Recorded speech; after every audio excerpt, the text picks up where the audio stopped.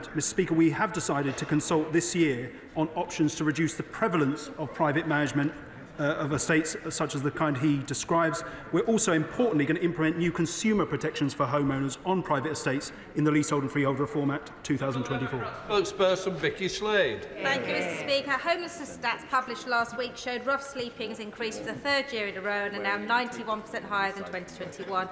Yet still, the Vagrancy Act has not been repealed and rough sleeping is still a criminal offence. In July 24, the Minister was asked for a progress report and advised consideration of relevant legislation was needed, but it's now more than 3 years since Parliament voted to repeal, so can she now give us a date when this will come into force? Minister. Thank you.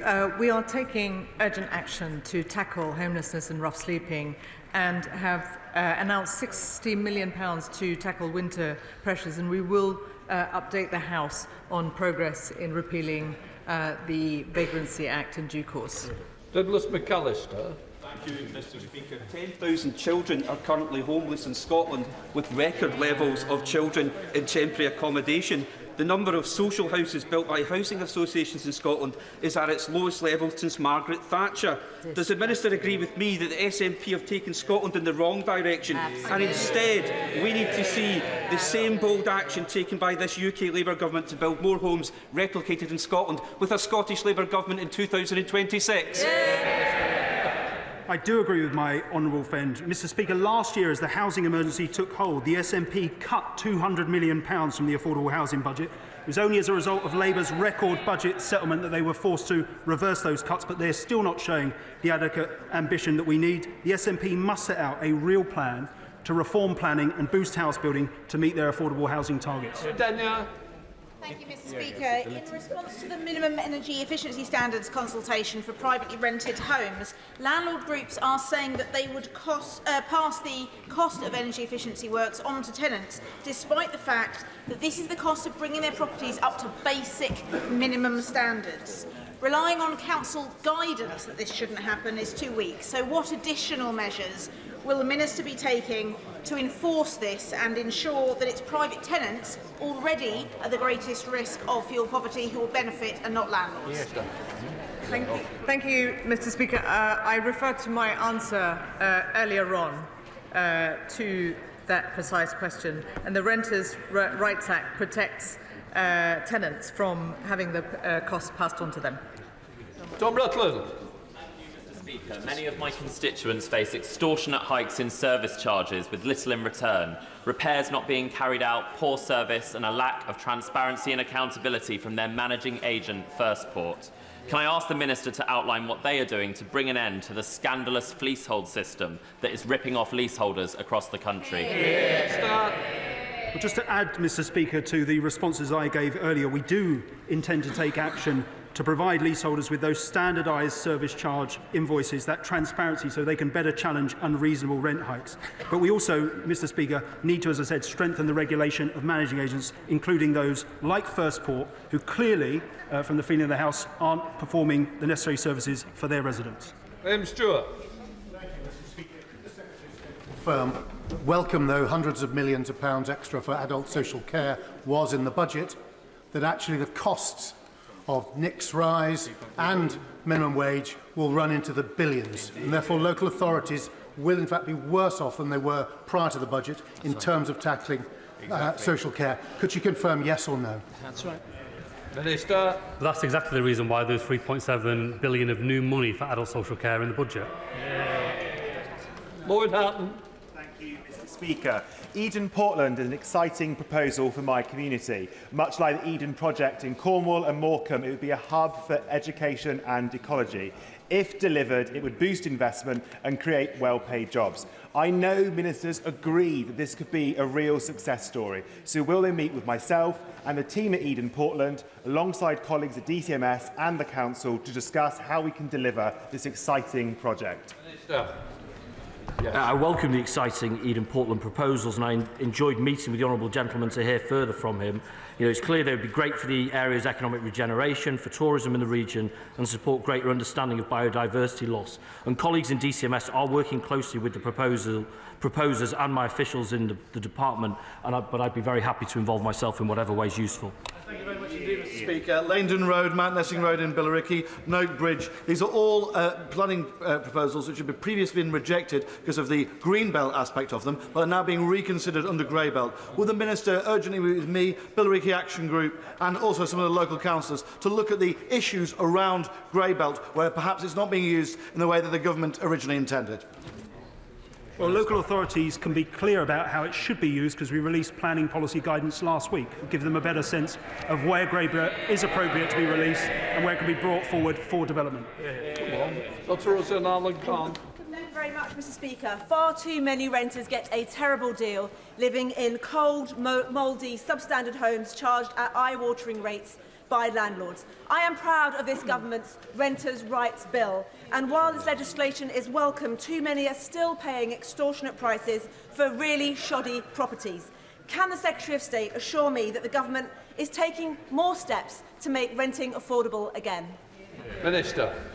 I can assure my honourable friend of that fact, as well as succeeding where the previous government failed and finally abolishing Section 21 no-fault evictions. The Renters' Rights Bill will empower tenants to challenge unreasonable within-tenancy rent increases. But we also need to boost supply, Mr. Speaker, and that's why we've set a hugely ambitious milestone as part of our plan for change of building 1.5 million safe and decent homes in this Parliament. Tim Farron. In the Lake District and in the Dales of Cumbria, average house prices are around 20 times average household incomes. Will he therefore try to tackle this issue by making sure there is a specific, unappealable designation of social housing only developments that national park authorities and local councils can enforce? Minister. Well, we do want to see far greater use of rural exception sites in particular, but I'm more than happy to sit down with the honourable gentleman. I think we are already to discuss short-term lets, but also to discuss this issue. Mr. Speaker, I've recently received a number of complaints from my constituents about leasehold managing agents. These include unacceptable long delays for repairs. Order! This is totally unfair when the member's speaking to block the vision of the side to the church. Please. Philbrick. These include unacceptable long delays for repairs and exorbitant costs at Greenmount Court in Smithills, despite spiralling fees, poor transparency and little to no communication for the agent. What steps is the Minister taking to deliver a fairer deal for existing leaseholders and hold poorly performing managing agents to account? Minister. Well, Mr. Speaker, we do need to balance speed with care because we're not going to make the mistakes that the previous government did and pass legislation with flaws in it that require us to therefore fix and delay reform for leaseholders. But we are going to, as soon as possible, introduce the provisions of the Leasehold and Freehold Reform Act that allow us, as I said, to bring in transparency around service charges to allow leaseholders to better challenge unreasonable increases. And we do intend to strengthen the regulation of managing agents. Jagan Mahendra. Thank you, Mr. Speaker. Thank you. On the 8th of February, the court, a Grade 2 listed landmark in Chorleywood in my constituency, burnt down in mysterious circumstances. I did meet with the three local councillors on Friday, Councillor Cooper, Hearn and Reid, to discuss this. Without requiring the Minister to comment on this specific case, will she confirm that where listed buildings are destroyed without permission, there should be a presumption that they are rebuilt brick by brick as they were before the destruction? Minister. Well, Mr. Speaker, I'm sorry to hear about that particular case, and I'm happy to meet with him to get the details. But absolutely, listed buildings are a very important part of our landscape. Mr. Speaker, at nearly every single one of my advice surgeries, leaseholders in Stratford and Bow have told me appalling stories of disrepair, high service charges and no accountability from management agents, years after broken promises of reform by the Conservative government. I'm pleased about today's announcement on leasehold reform for new builds. But can the Minister give my constituents concrete action on what existing leaseholders can be assured of? Minister.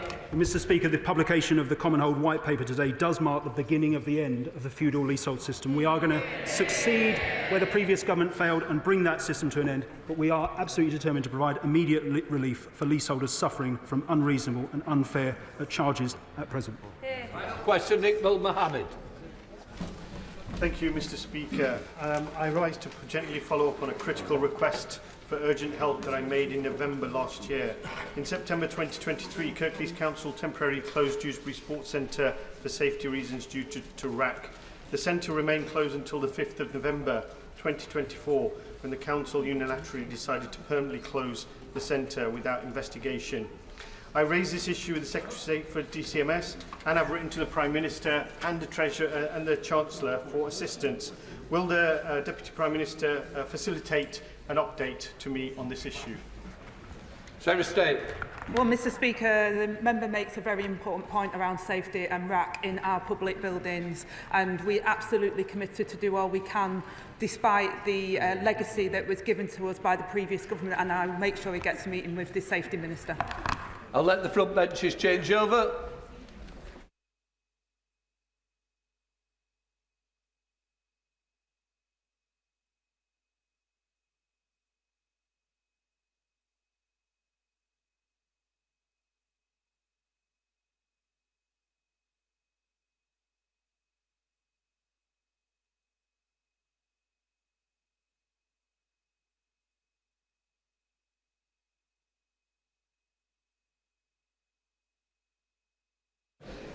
We now come to the statement on Ukraine. I call the Prime Minister. Thank you, Mr Speaker. Less than a week since I called on this House to show the courage of our predecessors, we see clearly before us the test of our times, a crossroads in our history. So with permission, Mr Speaker, I'll update the House on my efforts to secure a strong, just and lasting peace following Russia's vile invasion of Ukraine. Mr Speaker, it begins in this House, where on Tuesday I announced the biggest sustained increase in defence spending since the Cold War. A recognition of the fact that once again we live in an era where peace in Europe depends upon strength and deterrence, but also a rediscovery of the old post-war argument long held on these benches, that economic security is national security. Because, Mr Speaker, the demands we now have to make of Britain must come alongside a new foundation of security for working people. The tough choices that we made last week, they are not done. We must use the process of getting to 3% of our national income spent on defence to fundamentally rebuild British industry, use our investment in military spending to create new jobs and apprenticeships in every part of the country. And that's why last night I announced a deal that perfectly symbolises the new era. A partnership with Ukraine that allows them to use £1.6 billion of UK export finance to buy 5,000 air defence missiles manufactured in Belfast.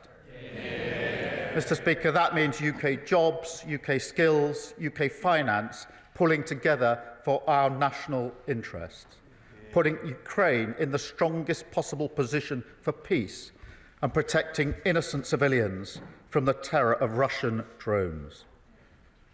Mr Speaker, my efforts continued on Thursday when I met President Trump in the White House to strengthen our relationship with America. Now, what happened in his subsequent meeting with President Zelensky is something nobody in this House wants to see. But I do want to be crystal clear. We must strengthen our relationship with America. For our security, for our technology, for our trade and investment. They are and always will be indispensable. And we will never choose between either side of the Atlantic. In fact, Mr Speaker, if anything, the past week has shown that that idea is totally unserious.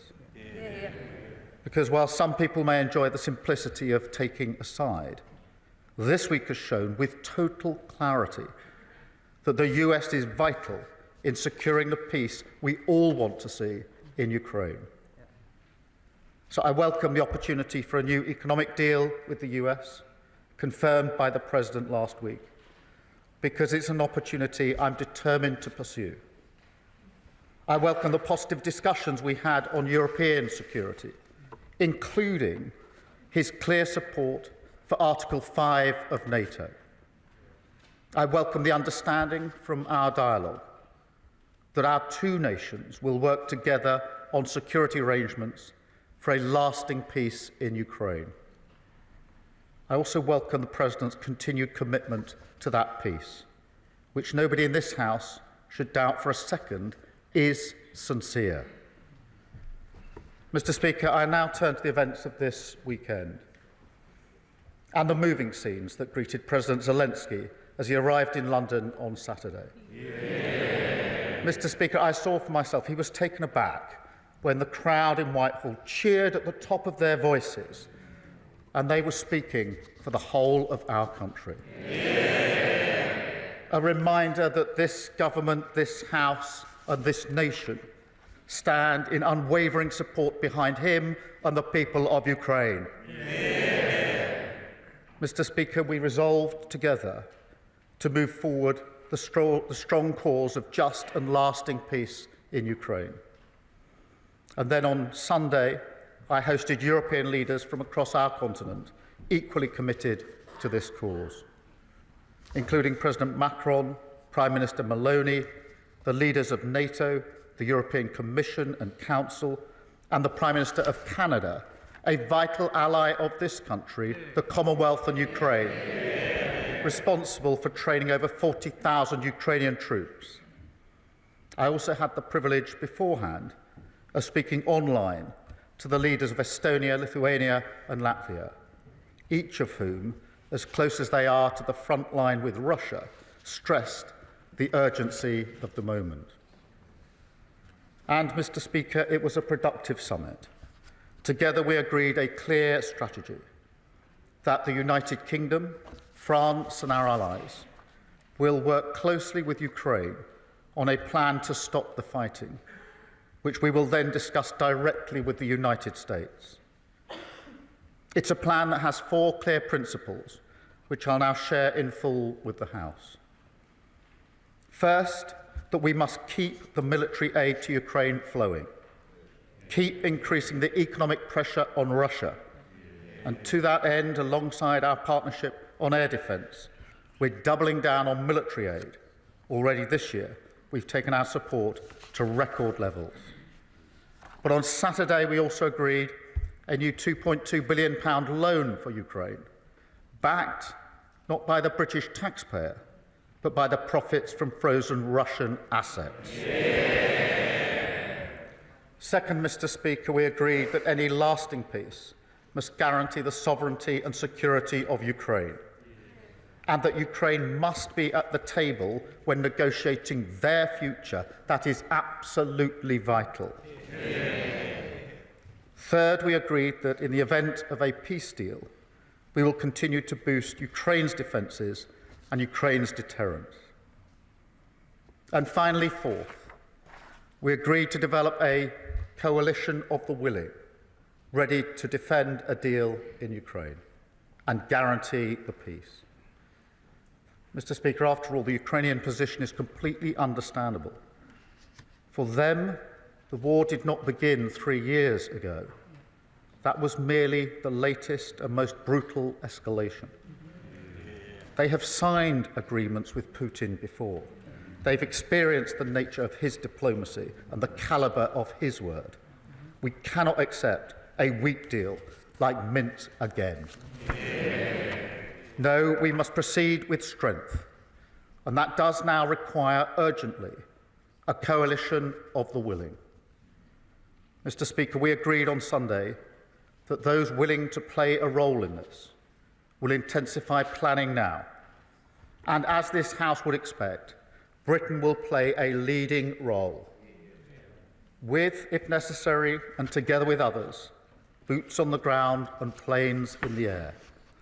Mr. Speaker, it is right that Europe do the heavy lifting to support peace on our continent. But to succeed, this effort must also have strong US backing. I want to assure this House I take none of this lightly. I've visited British troops in Estonia, and no aspect of my role weighs more heavily than the deployment of British troops in the service of defence and security in Europe. And yet I do feel very strongly that the future of Ukraine is vital for our national security. Russia is a menace in our waters and skies. They've launched cyber attacks on our NHS, assassination attempts in our streets. In this House, we stand by Ukraine because it's the right thing to do. But we also stand by them because it's in our interest to do so. Because if we do not achieve a lasting peace, then the instability and insecurity that has hit the living standards of working people in Britain, that will only get worse. And Putin's appetite for conflict and chaos, that will only grow. So a strong peace, a just peace, a lasting peace, that has now to be our goal.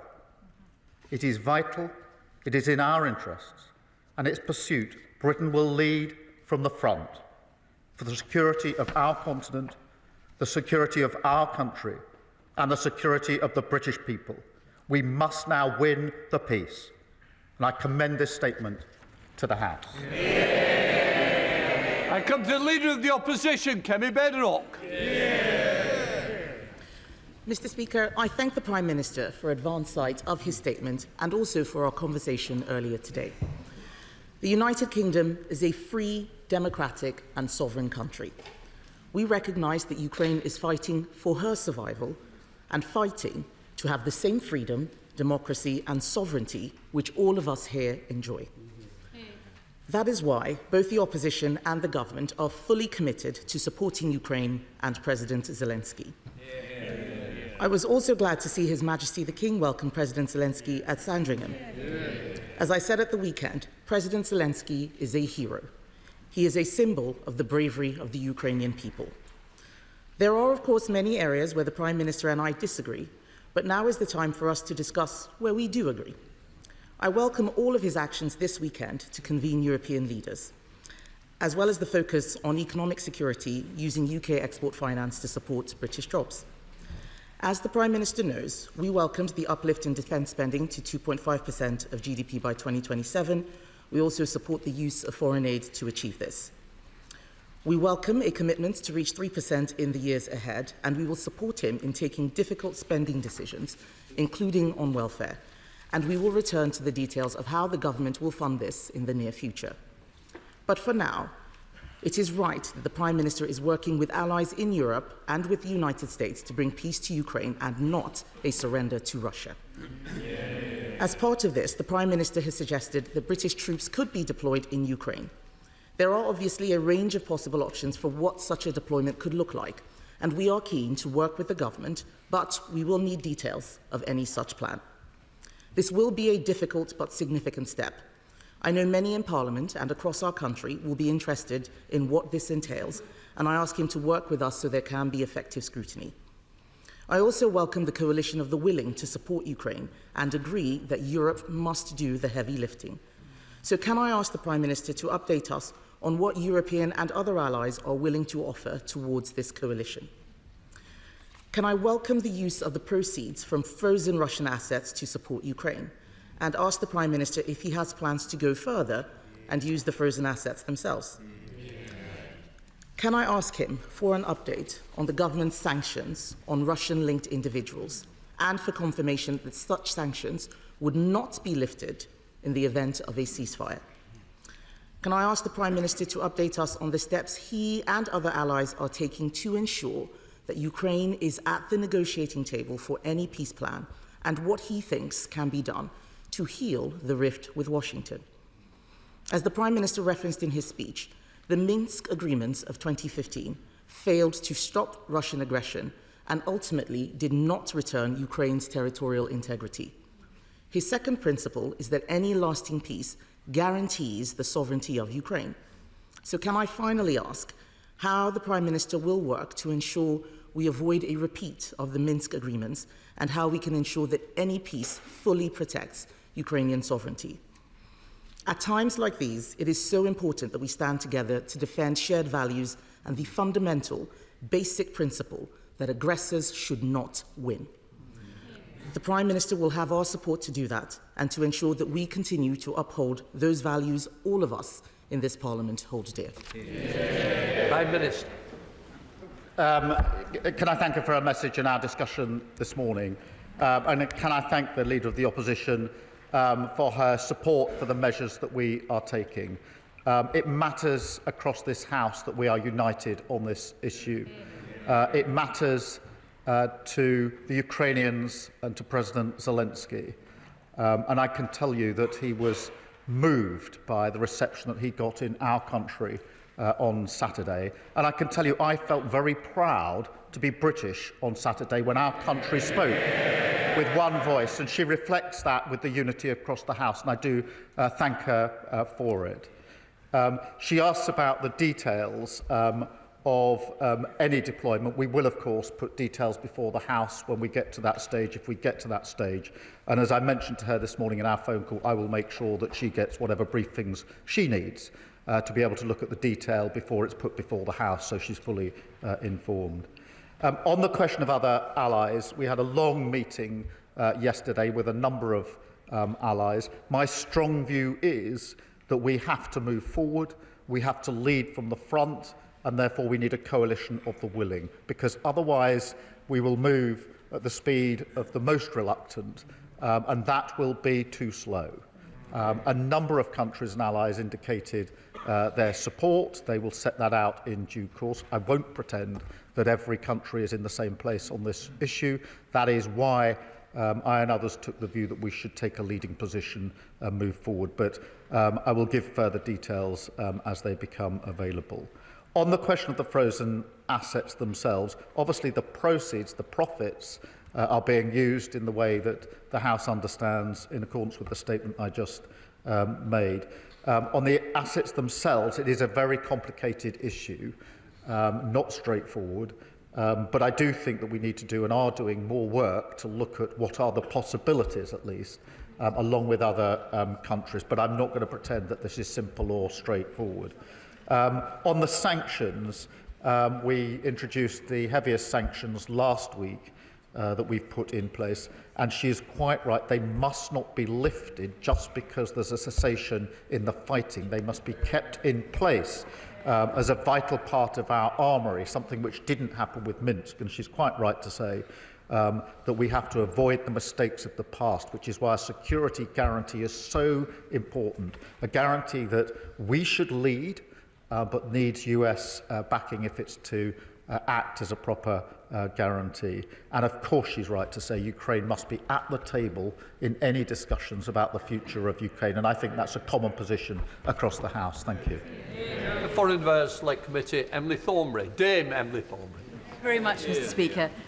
We all watched with alarm and distress the scenes from the White House on Friday, but equally were, across the country, extremely grateful that we had a Prime Minister who had such a pitch-perfect response at the weekend. And as he works towards a just peace for Ukraine, he has the support of the whole country in doing so. But here is the question. The Prime Minister said on Laura Kuenssberg on Sunday that following the cuts to the aid budget, that he would go through line by line to ensure that the priorities of Ukraine, Sudan and Gaza were all prioritised in a lasting peace.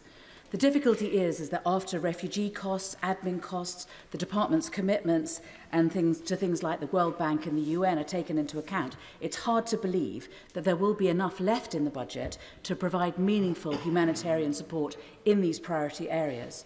So does the Prime Minister understand the concern of so many that these cuts could in fact, in the long term, hobble the very leadership that the Prime Minister has shown this weekend and that he has finally given the world some hope? Well, I thank her for her question, and it's a very important issue. What I did last week was to announce the biggest sustained increase in defence spending since the Cold War, and the circumstances and the context require it, and that decision had to be made, and I was determined that it would be fully funded so the House could see where the money would come from.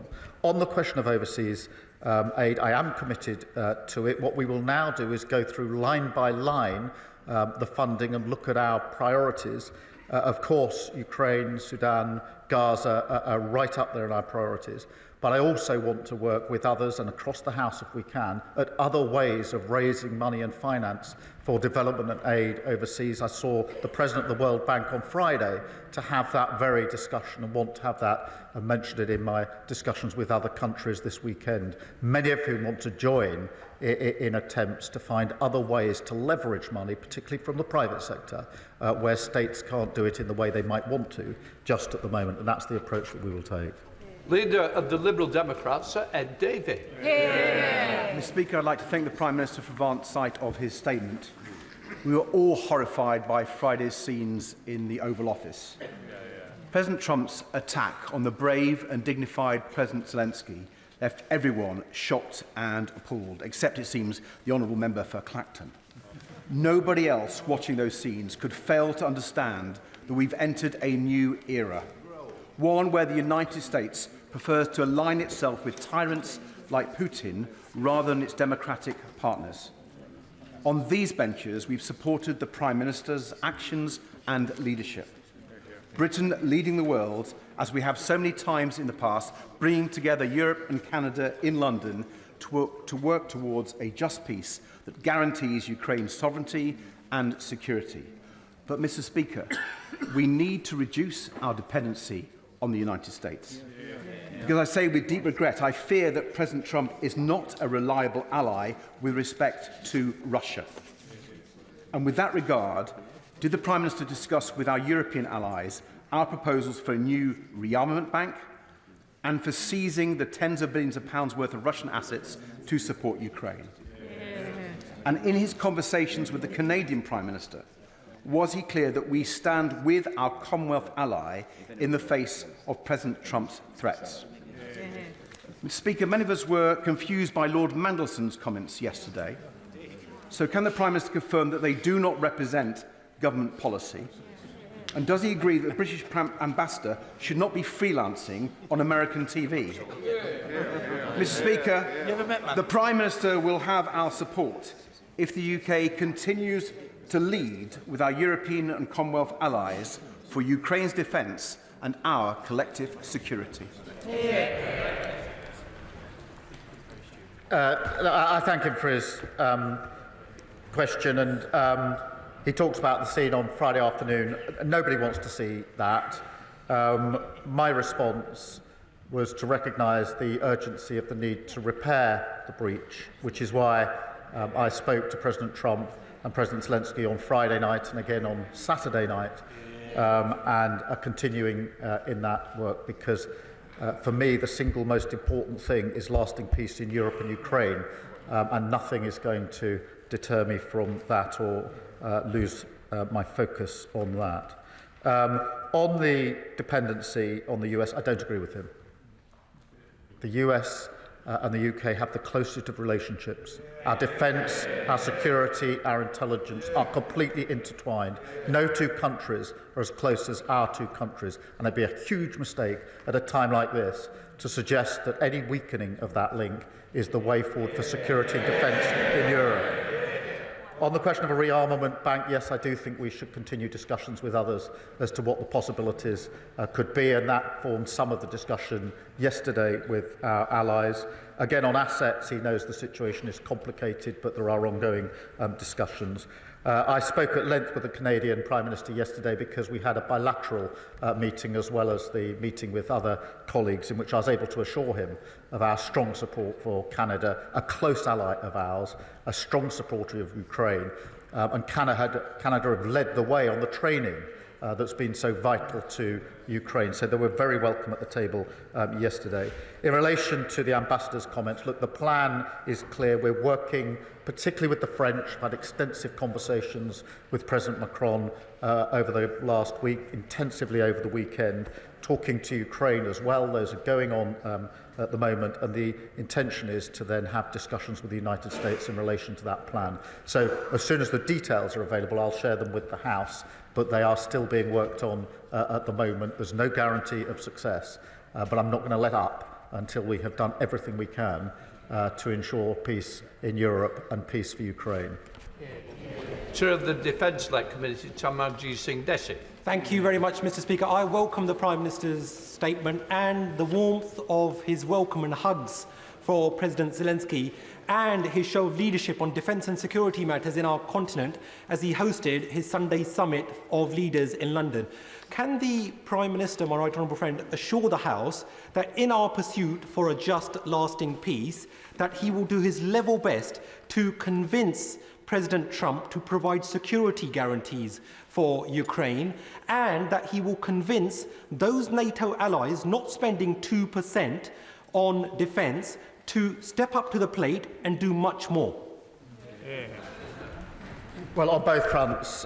Firstly, yes, of course, I'm talking to President Trump about security guarantees. That formed a large part of our discussion on Thursday and our subsequent discussions. I think it is right that Europe does the forward-leaning on this, that we have to do more on security guarantees, but it does need a US backing to those guarantees, and that is the very discussion that I'm having. On the question of spending, I think that across Europe, in this era, we now have to step up on capability, coordination and on spending, and that did form part of our discussions yesterday.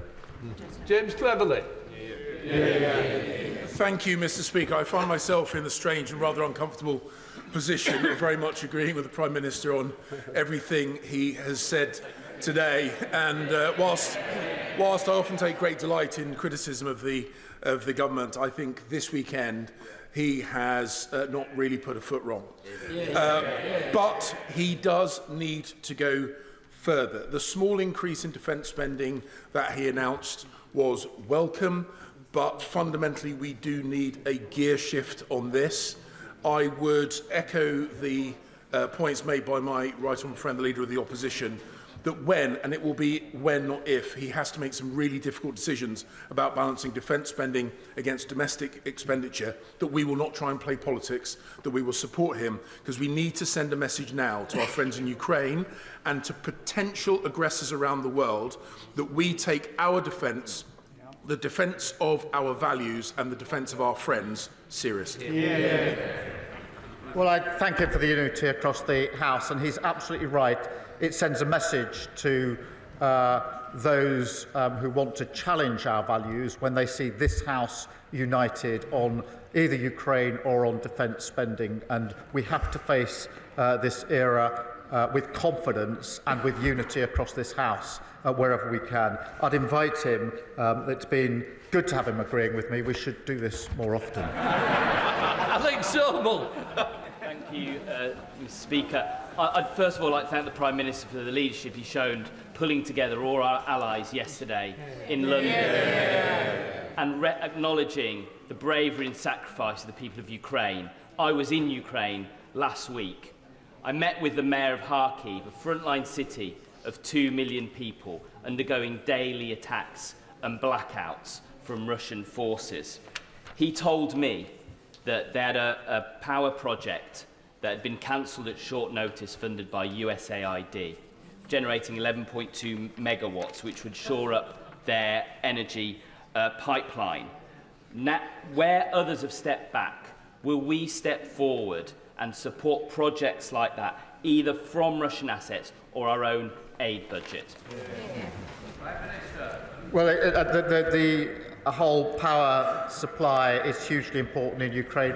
Let's face it, power and energy has been weaponised by Putin. That is why he's attacking the power supplies to communities across Ukraine. And of course, we will work with them to ensure they have the security and the power supplies that they need as we go forward. Far of the House, Edward Lee. Our enemies should know that our Prime Minister has 100% support from us. I noticed in Moscow they're referring to the small size of the British Army. Perhaps the Prime Minister could remind them of what the Kaiser said in 1914 about the contemptible little British Army. And will he tell the President Putin and other tyrants that our army, the most professional in the world, is quite capable of giving as good as it gets? But to continue the historical illusion, as in 1939, if we do stand up to the mark with the French, it's best to have a security guarantee from the Americans. Well, I thank him for his unity, because that is really important. And I think I speak for the whole House in saying we're very proud of our armed forces in everything that they do. They're at the leading edge. They're playing a key part in Ukraine, and they will continue to play a key part in the security and defence of Europe. Dr. Rosanna Allen-Carr. Oh, thank you very much, Mr. Speaker. Can I congratulate the Prime Minister on bringing European leaders together at the weekend and for setting the record straight with JD Vance on the issue of free speech. President Zelensky is resilient and brave, just like the nation that he represents. And in the second week of the war, when I went to Ukraine with my medical team, we could see firsthand that there was absolutely nothing that the Russians will not do. So can the Prime Minister promise that our support will not waver, and he will continue working closely with our European allies to make sure that we bring about peace in Ukraine? I can give her that assurance. We will not waver. We will work with our allies. Madeira Wilson. Thank you very much, Mr. Speaker. I welcome the Prime Minister's statement and his unequivocal support of the United Kingdom for President Zelensky and Ukraine.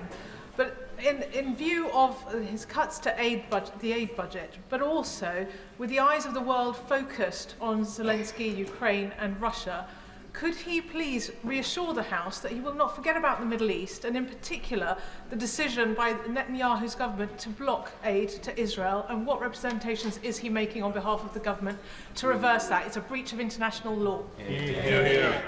Well, let me be really clear. The decision to block aid into Gaza is completely wrong and should not be supported in this House.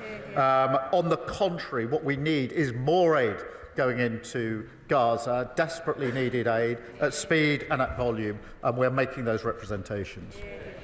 Cat Smith.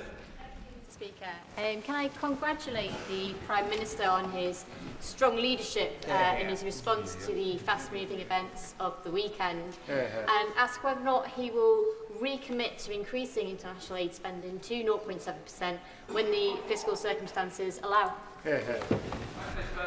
Yes, I do want to restore aid and development funding as soon as fiscal events allow. It's a principle I believe in. I'm proud of what we've done. In the meantime, I want to explore with others what other levers we can have to increase aid and development without necessarily increasing the spend within the government budget. Stephen Flynn. Speaker, there are many issues on which the Prime Minister and I will passionately disagree, but when it comes to the security of Ukraine and support for President Zelensky, we are of course united. And I too would wish to commend the Prime Minister on his announcement yesterday, and indeed his leadership in the summit with our European allies and indeed our Canadian allies too. Unfortunately, this afternoon it's been reported that President Trump is set to meet with American aides to discuss withdrawing military aid to Ukraine. Are these reports something that the Prime Minister recognises, and if so, what impact will that have upon the timetable he and President Macron are currently working to? I haven't seen reports of the US withdrawing support for Ukraine, and as I understand, that is not their position. I thank him for his support on this issue, although I was somewhat concerned that the SNP is continuing its suggestion that now is the time to abandon the nuclear deterrent. If ever there was a time to reaffirm support for the nuclear deterrent, it is now. We mustn't reduce our security and defence. I think it is a completely wrong-headed decision they should reconsider. Derek Chway. Mr. Speaker, again, the actions of the Prime Minister this week demonstrated why UK leadership in defence and security on Ukraine is crucial. I also agree with the Prime Minister that it's important to strengthen our relationship with the US. But can I ask him, in the coming months, will he consider whether we should be bringing forward a proposal to hit 3% spend before the next election? We need to do what it takes. I set out our position last week, which is 2.5 by 2027 and 3% in the next Parliament as fiscal as fiscal circumstances allow. Andrew Mitchell. Mr. Speaker, the Prime Minister should surely be commended both for the meetings he held in the White House last week and for the effective leadership which he has shown over the weekend. Will he bear in mind, as he seeks to forge this coalition of the willing with urgency and vigour, that the GDP of Russia is some $2 trillion. The GDP of the 6 European members of NATO, most committed, is more than 7 times that, at $15 trillion. And that should surely add to the effectiveness of the deterrent and the work that he's now doing with European allies. I thank him for raising this point. And we mustn't lose sight of the fact that the Russian economy is being damaged by the measures that we are collectively taking, particularly on sanctions. And we should have self-confidence in the ability of Europe to pull together, whether that's on military issues, whether it's on finance issues, for the collective security and defence of Europe. And that is why I think it's time, we've said it many times, that Europe needs to step up. Now is the time to step up. Now is the time to lead. And that's why I was pleased that we moved things on a little bit in the last few days in that regard. Emma Lorber. Thank you very much, Mr. Speaker. And I thank the Prime Minister for his statement today and his continued strong leadership. In contributing troops, drones and other munitions, Russia's allies remain active participants in Russia's illegal war in Ukraine. Can the Prime Minister please assure the House that alongside our allies, Russia's strategic partners are being closely monitored during ongoing peace efforts? She's absolutely right, and we continue to do that. We need to bear down on Russia and all of those that support Russia in this illegal war. Helen Maguire. Thank you, Mr. Speaker. We welcome the increase in defence spending, but when I served there was over 100,000 troops and today there's just over 74,000. It's essential that we reverse the Conservatives' irresponsible 10,000 troop cuts. Will the Prime Minister commit to reversing this devastating cut so that the UK can credibly support collective European security in the absence of US support? Firstly, we're going through a strategic review of our capability gauging against our challenge, and obviously I'll put the results of that before the House in due course. I would just caution against perhaps the suggestion, if I got it right in the second end of her question, that somehow we should take this as a moment to go it alone without the US. I fundamentally disagree with that. I think it would be the wrong. We've never chosen that course in our history. We shouldn't choose it now. Joyce Fenton-Glenn. Thank you, Mr. Speaker. I thank the Prime Minister for his statement today and his diplomatic efforts to restore our international reputation since taking office. But can my honourable friend confirm the basic principle that no decision can be made about the future of Ukraine without their elected leadership in negotiations, and that any ceasefire must be adhered to by Russian aggressors and not just the Ukrainians? I agree on both propositions. Ukraine needs to be at the table. There have to be security guarantees, because we know from history that Putin does not honour agreements that don't have security guarantees. That's precisely why we need one. Tom Tugendhat. Thank you, Mr. Speaker. May I join those echoing the call to thank the Prime Minister for his leadership over these recent days. He has definitely spoken for Britain when he's spoken on the world stage. May I ask him to join me in thanking those parliamentary staffers who, while he was doing that, were driving aid to Ukraine. And may I ask him, he's brought together, quite rightly, a coalition of European and NATO partners. Is he working on those further afield? As he knows very well, Australia has already donated Bushmasters, and many are concerned about Iran's support for the Russians through their Shahed drone programme. Is he reaching out to the Middle Eastern allies as well? Can I first thank the parliamentary staffers who've done such significant and important work. On his important question about reaching out beyond Europe, I agree with him. We are doing that. This needs to be as broad a coalition as we can put together, with different capabilities, each country making whichever contribution is the most significant from their point of view. And I thank him for his support and over the weekend. Burrigan. The Prime Minister deserves plaudits for the skillful way in which he has handled his visit to Washington last week, as he does for the resolve that he's shown to stand against Russia's illegal invasion of the sovereign state of Ukraine. Surely, though, this was a moment to accept that the post-war international settlement has now been fractured, and that the necessary rise in defence spending should be achieved by changing the fiscal rules, not by cuts to international aid, which will only see more people slain by famine, drought, disaster and war. The reason that we will not change the fiscal rules is that we need economic stability. We experienced economic instability only a few years ago under Liz Truss. The loss to our aid budget and all budgets would be far more profound if we go back to instability, and I'm not prepared to do it. Nigel Farage. Thank you. It may be a great irony that a Remainer Prime Minister used Brexit freedoms as effectively as he did yesterday. Indeed, as Number 10 briefed, we are now in a unique position compared to the rest of Europe, and yesterday was a triumph. I also applaud him making such positive words about President Trump and our relationship with America, even if nobody behind him agrees. But here's the key. President Zelensky has now accepted that he's going to sign the minerals agreement with America. And America's going to put in $100 billion or whatever it is, and thousands of Americans will be in Ukraine. Is that of itself enough of a security guarantee? No. Or does it mean that we need to send British troops? And if we do, given the size of our army, how many? The mineral deal is not enough on its own. But can I just remind him, Russia is the aggressor. Zelensky is a war leader whose country has been invaded. And we should all be supporting him and not fawning over Putin. Joanna Baxter. Thank you, Mr. Speaker.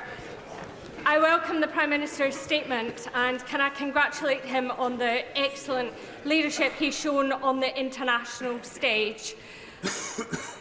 Does my right honourable friend agree with me that for any lasting peace to be achieved in Ukraine, Russia must return the 19,546 children that they have stolen from Ukraine?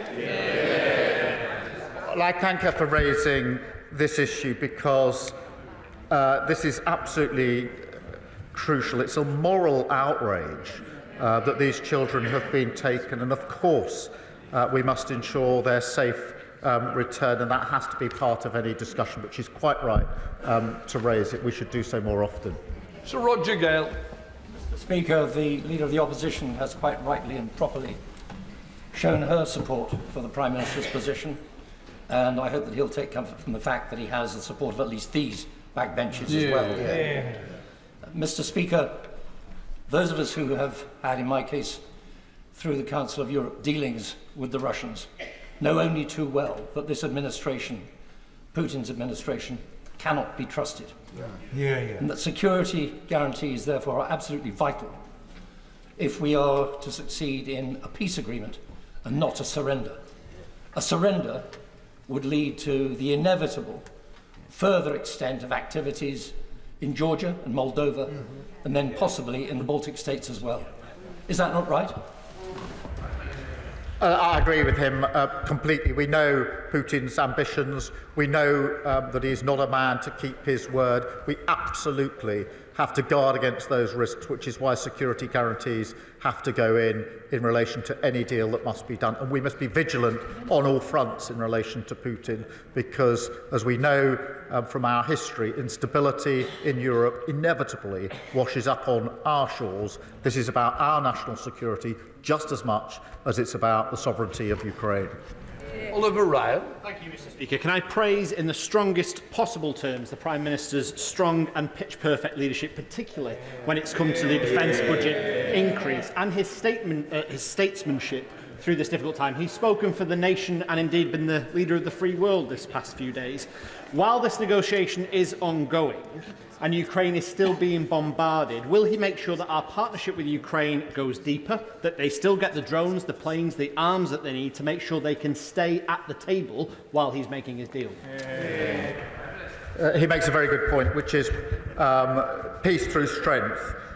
It is vitally important that Ukraine's put in the strongest possible position to fight on if necessary. There may not be a deal, or to be in the strongest position to negotiate if there are negotiations. On both fronts, we mustn't let up. On the contrary, we should double down and provide more support. Samuel Wilson.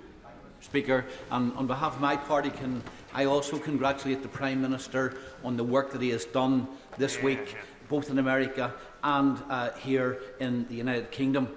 He has made a commitment to putting support to Ukraine for defend any peace agreement. But given the state of our armed forces and the overstretched nature of those forces, how sure is he that he can deliver on that commitment? And does he not agree that there needs to be a continued role for America in the defence of democracy against terrorising tyrants? Well, I thank you for his question and for his support. I do have confidence that we have the necessary capability. I don't take these considerations lightly. He's absolutely right that we should do this in conjunction with the US, working in the way that we have for many decades now, that has ensured peace here and in Europe. We should continue to work in that way.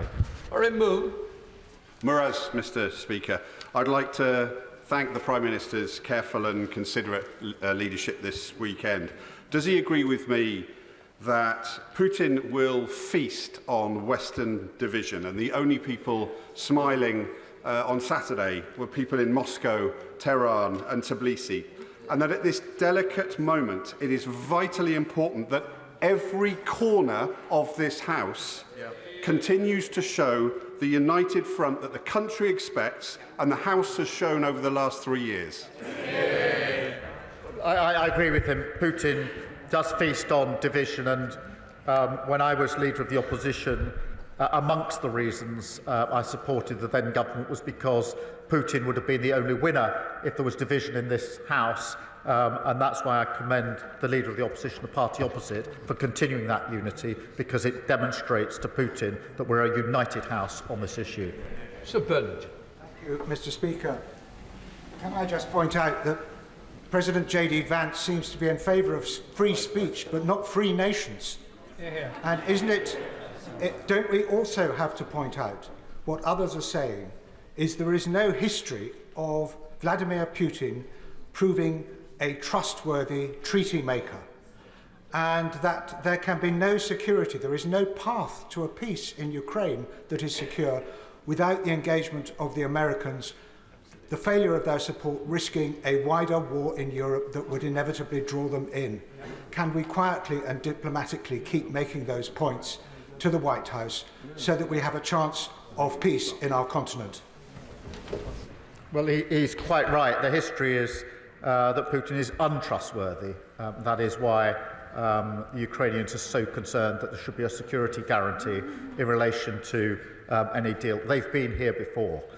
They've seen the credibility of his word. They know he's untrustworthy. That is why they're so concerned. We share their concern. We're working with them. He's quite right that we need the US to be working alongside us and with us in the way we have done for decades to ensure the security and defence of Europe. And I will continue to ensure I can do everything I can to ensure that that arrangement that has proved so successful, the alliance that is NATO, the most successful, important alliance we've ever had, continues and goes from strength to strength.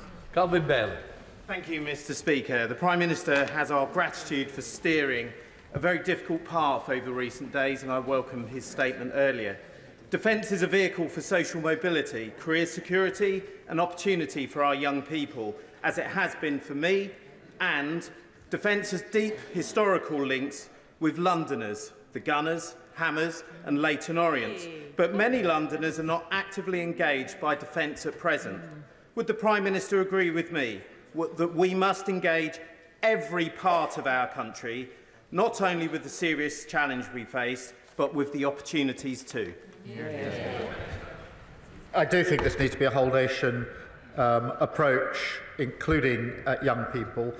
This morning, we had a number of small businesses in the defence sector with apprentices, with young people, who explained to me why they wanted to work in the defence sector, and that was not only the secure, well-paid, skilled job that they would get, but also the pride that they would feel in working in defence and security of their country. Leila Mral. Following that question before me, actually the opportunities are not just for defence, they're also for the NHS. I went in January, in the week of Trump's inauguration, cross-party to visit Ukraine so that we could offer our support. And while there, I had the privilege of meeting veterans, many of whom had lost limbs, had world-leading prosthetics. And the fact is the Ukrainians are now world-leading in these matters. So the 100-year partnership exists. What are we doing in the UK so that we can supercharge not just defence but also rehabilitation, which helps us, not just them? Can I thank her for raising this? When I went to Kiev just the other week, there were many moving aspects, but one was the NHS, or some of our NHS workers, in a burns unit hospital in Kiev, where I met some that had returned from the front line with the most appalling burns. Very difficult to see and watch and look at, and including civilians who'd got caught up in blasts. And I, for one, was very proud that we had NHS workers there with the workers, the health workers in Ukraine, working together to do the very best they could for those in that burns unit. And that's a small example of what she speaks of. Richard Bergen. Thank you, Mr. Speaker, and I very much welcome the growing push from numerous countries for a peace deal between Russia and Ukraine, and that must be a just peace. Too many lives have already been lost following Putin's illegal and brutal invasion. But I am alarmed by the issue of deploying British troops on the ground in Ukraine and British military planes in the skies over Ukraine, because there's no getting away from the fact that would risk our country coming into a direct military conflict with a nuclear-armed Russia, and the consequences for millions of people in our country and across Europe of such war and nuclear conflict really don't bear thinking about. So given the enormity of such a decision, will the Prime Minister commit to ensuring a vote in the House of Commons before any such deployment, in keeping with the important principles of our parliamentary democracy? The risk to our country is if we do not fight for the peace. My position on sustained deployment of our troops is that this House would, of course, want to discuss that and vote on that, but we're nowhere near that stage at the moment. Sir Julian Lewis. Thank you, Mr. Speaker. The Prime Minister's very capable Defence Ministerial team will have told him that even were he to be able to accelerate investment and expenditure on defence more rapidly than has already been outlined, there would be a considerable time lag, given the complexity of modern equipment, before industrial output could be ramped up. So when he talks about, as he did, intensifying planning, will he include the creation of a defence industrial expansion unit in the machinery that is setting up now, so that as resources become available, the output of military equipment can be at the fastest possible rate? I thank him for his question. We already have a unit working on rapid deployment and procurement in relation to Ukraine, and of course that and other aspects need to be ramped up. Rosie White. Speaker, the Prime Minister has shown an unwavering commitment to Ukraine this weekend, and I stand with him in that. Will the Prime Minister reiterate this government's support for Ukraine's sovereignty and our commitment to work with our allies both in the US and Europe so that we are in the best position possible to work towards a lasting peace? Well, I thank you for a question, and I agree with the sentiment. We will work with our allies and with the US towards the security and defence of Europe. Dame Harriet Baldwin. Thank you, Mr. Speaker. And can I thank the Prime Minister for his statement, but also for the hard yards that he is putting in at the moment for our national security. May I suggest another angle that the House would appreciate an update on, and that is last year the Treasury Committee did an inquiry into Russian sanctions. We received evidence that Russian hydrocarbons are still ending up in the UK. So could he explore the idea of improving our national security by making sure that the oil and gas that we consume in this country comes predominantly from this country? She's right, and our energy independence is hugely important, and I think the last 3 years have shown that we're far too exposed. And on the question of the sanctions and hydrocarbons, obviously we'll look closely at it. Louise Jones.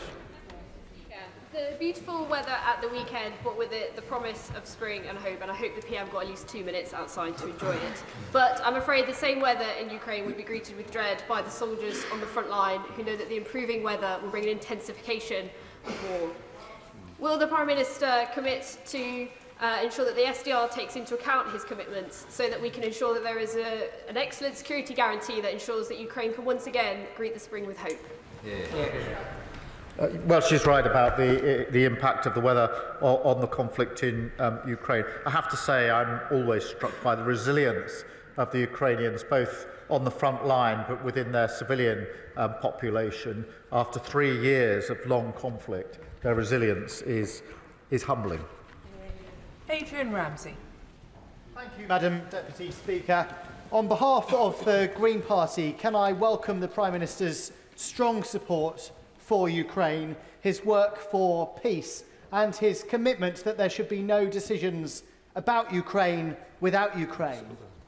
But given the scenes that we saw in the Oval Office on Friday, which people across the country will be aghast at, given the bullying tactics of President Trump and the fact that Trump clearly views this as a business opportunity, how will the Prime Minister ensure that the interests of Ukraine remain front and centre of the peace deals?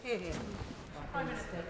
By picking up the phone to President Trump and President Zelensky and making sure that we can focus on what matters most, which is lasting peace in Ukraine. Nashaba Khan. Thank you, Madam Deputy Speaker. The Prime Minister rightly reaffirms our commitment to our national security. And while it is regrettable that the foreign aid and the soft power that goes with it will for a time being see a reduction, does the Prime Minister agree that without the necessary hard power to back what we say on the world stage, the impact of our international aid would be diminished in any case? And can he outline how increased investment in defence strengthens both our armed forces and our ability to support Ukraine effectively? Well, I agree with her on the points she makes, in particular our ability to support Ukraine in a number of different ways, but it is important that we take these steps. Jeremy Hunt. Thank you, Madam President. I also strongly support the considered approach the Prime Minister is taking to dealing with a powerful US President with whom we might not always agree, but with whom we can and must work very closely. Does he agree that one of the best ways we could persuade the US that any security backstop is temporary is not just for us to ramp up defence spending, but for European NATO countries to agree to a new 3% target within a specified time period, a new target that would show him that it wouldn't be forever? And has he had any discussions with Secretary-General Rutte along those lines? Prime Minister. Well, can I thank him for his support? I really do appreciate it. On the question of European defence spend, yes, we do need to ramp up, and that is the discussion that's going on at the moment. And I am in near constant discussion with Mark Rutte at NATO on this issue and many others, as he will appreciate over the last few days. Jonathan Brash. Thank you, Madam Deputy Speaker. Can I thank the Prime Minister for his leadership over the last week? Our Europe is more united thanks to his actions. Our ties with the United States deepened as a result of his actions, and critically, Ukraine is better supported as a result of his actions. Our nation walks taller this week thanks to what the Prime Minister has done in the last week. Does he agree with me that as part of our ramping up of defence spending, we have to look at defence procurement so that if our brave men and women do find themselves on the ground in Ukraine. They have the equipment and the support they need to do their job. We do have to ramp up and improve our procurement because we have to ensure that as we increase defence spending, we get absolute value for money and we get the best capability for the money that we are spending, and that means being much clearer and tighter on our procurement. Alistair Carmichael. Thank you, Madam Deputy Speaker. 3 years ago, the sale of Chelsea Football Club realised £2.5 billion, which was to be used for the benefit of Ukraine. But today, that money remains frozen. And as Lyra Nightingale of Redress was saying this morning, there is a total lack of transparency about who has it and when it is going to be released. So can the Prime Minister tell the House when that money will be released for the purpose that it was intended, the people of Ukraine?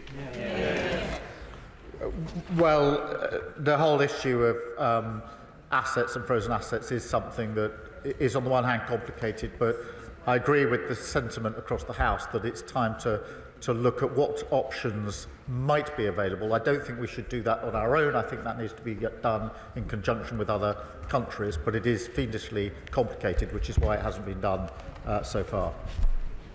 Gordon McKee. Thank you. Not for a long time has a British Prime Minister been so important on the world stage, and the Prime Minister rightly deserves the support of the whole House for that. Now, to protect our security, we've got to make use of our incredible technology, but often government procurement doesn't work for rapidly growing start-ups. So can the Prime Minister tell me, will the Defence Industrial Review look at how we improve procurement so that we can make our technological advantage count? Yes, we will. And today we announced a new unit and targets for small and medium enterprises, and I was very pleased to be able to welcome some of them to Downing Street earlier on today. Andrew Murison. Madam Deputy Speaker, I have the honour and privilege of representing a very large number of servicemen and servicewomen and their families, and they will be looking at this very anxiously indeed. Whilst they always stand ready to do their duty, would the Prime Minister agree with me that it would be utter folly if the United Kingdom or France or Norway or Canada sent their sons and daughters into harm's way without all necessary security guarantees from the United States? I do agree with him, and that's why I'm working so hard on security guarantees that are worthy of the name. That is forward-leaning European element, but with a US backstop, US backing, which is vital if it's to act as a guarantee. And of course, that's uppermost in my mind. Gregor Poynton. Madam Deputy Speaker, I'd like to thank the Prime Minister for his statement and the leadership he's showing at this moment of uncertainty. I think the quality of the contributions from right across the House today is on this Parliament and this country rising to meet the moment. That's why it was so disappointing, but perhaps not surprising, the Westminster leader of the SNP chose this weekend to make such juvenile and childish statements. Does he agree with me that the SNP's leader's juvenile post on social media, or his party's fundamentally unserious approach to our nuclear defence and deterrent, shows that SNP cannot be trusted on the serious matter of the nation's defence? Look, I mean, different people will respond in different ways. Some will take to the keyboard as warriors. I picked up the phone to world leaders to try and resolve the situation. Liz Saville-Roberts. And working together with our European partners is essential for security, stability and peace. Plaid Cymru commends diplomatic initiatives over the weekend. Boosting defence spending shouldn't be at the expense of international aid or public services starved of resources. The Prime Minister talked of Tory fiscal failures, but protecting peace now calls for a bolder vision.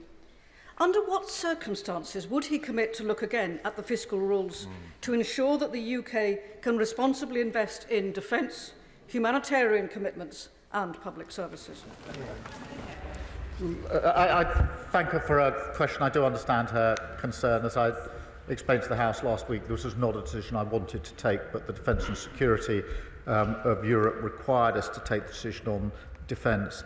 On the fiscal rules, I do think economic stability is vitally important. If we lose that, we will lose far more out of all our budgets. But I would and will work across the House on whatever ways we can to increase development aid, notwithstanding the budgetary constraints, and that's why I spoke to the President of the World Bank on Friday to have that very discussion. I think there's discussions to be had with other countries, with other institutions, and actually innovation and discussion across the House, I think, would be a valuable part of that exercise, because the principle behind her question is the right one, which is that we must support international development and aid.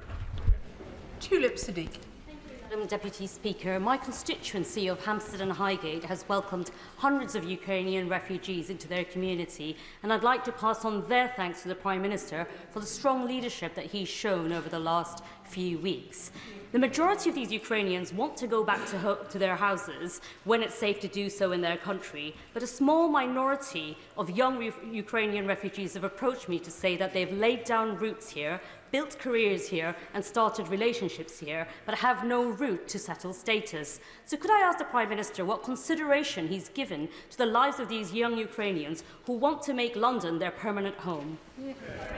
Well, firstly, can I, as my neighbour MP, I remember together we saw some of the first Ukrainian refugees to arrive into, I think, her constituency at the very early days. And obviously we need to take this step by step, dealing with the conflict that it is. Many will want to return, some may not, but we're not, unfortunately, at the happy place where those that want to return can return, and that's got to be the first priority.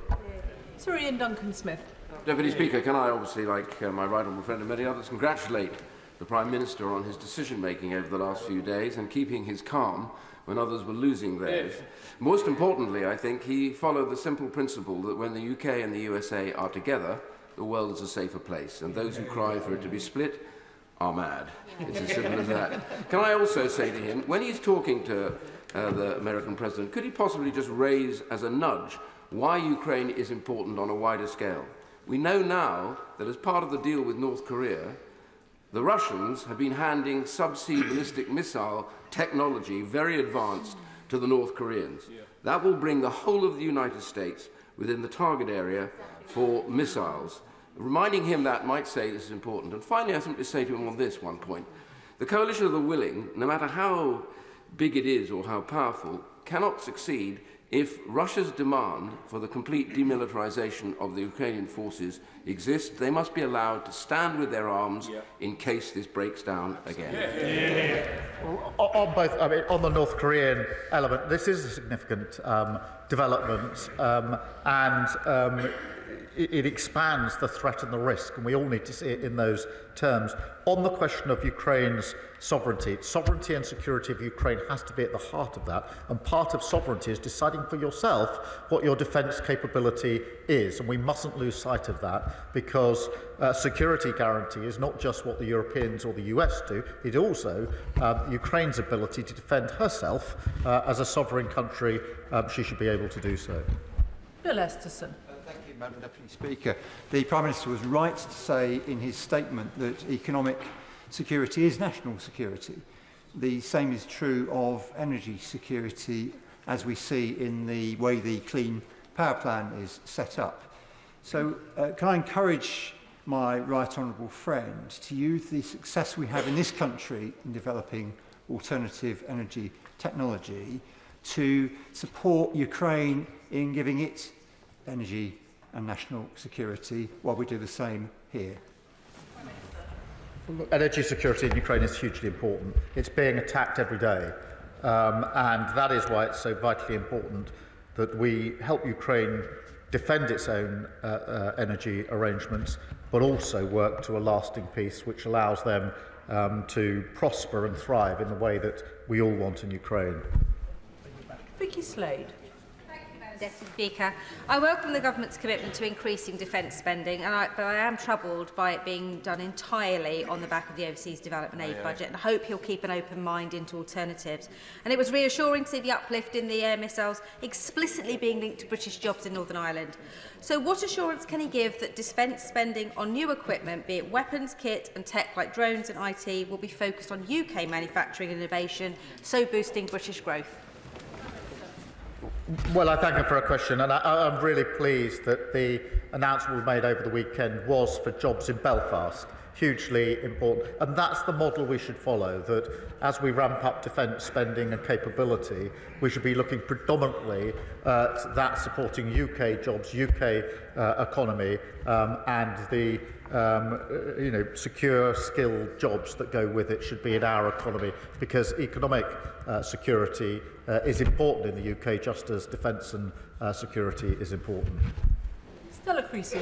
Thank you, Madam Deputy Speaker. Can I join with those thanking the Prime Minister for setting out how clearly the safety of the world relies on this moment and the future of Ukraine. And Madam Deputy Speaker, I, for one, am saddened that the member for Clacton is no longer in his place, because he might learn a thing or two, given that his previous advice to Prime Ministers was that President Macron, when he was elected, would loathe us and would be anti-British. How out of depth and out of touch with the British national interest that advice is, given the coalition that the Prime Minister is building and the concern that all of us have to use resources effectively. Could he tell us a little bit more about what conversations he's had with our European allies about how we can reduce the duplication of effort involved in the plans going forward, please? Prime Minister.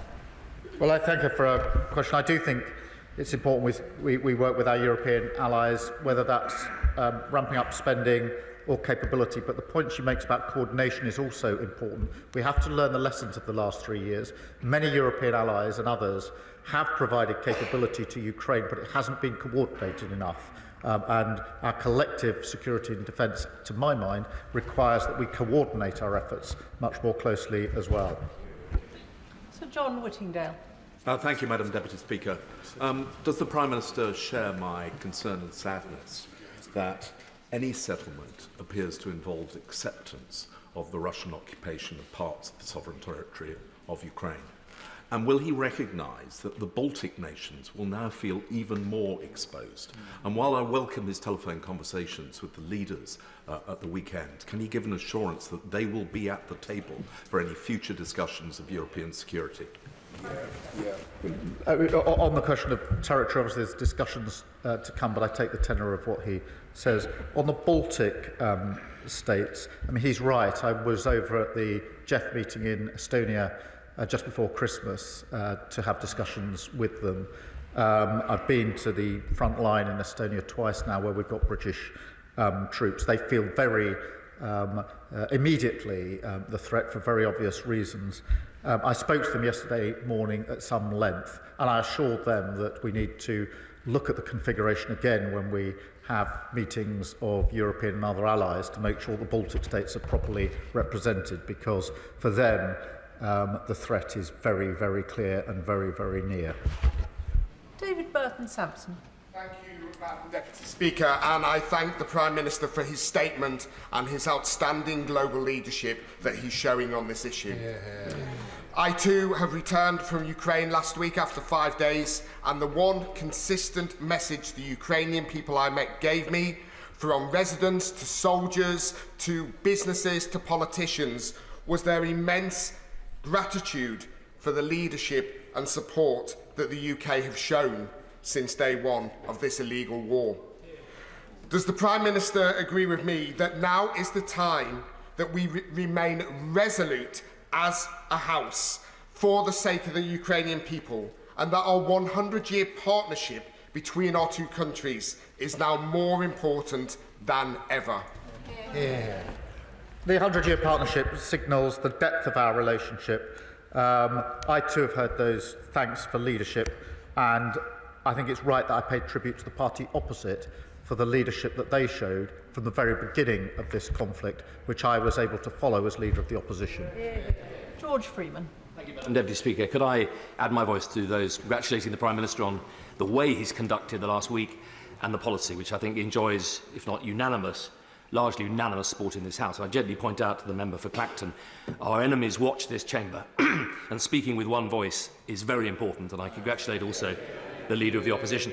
Does he agree with me that, as well as willing the means, the ends, we need to will the means? And could I ask gently at what point he thinks, the Prime Minister thinks he'll be bringing forward a business plan, a proposal for how we fund what is likely to be 50, 60, possibly more, 70 billion over the next 5 to 10 years, so that our threat, our military threat, is credible, serious, and something we can actually afford?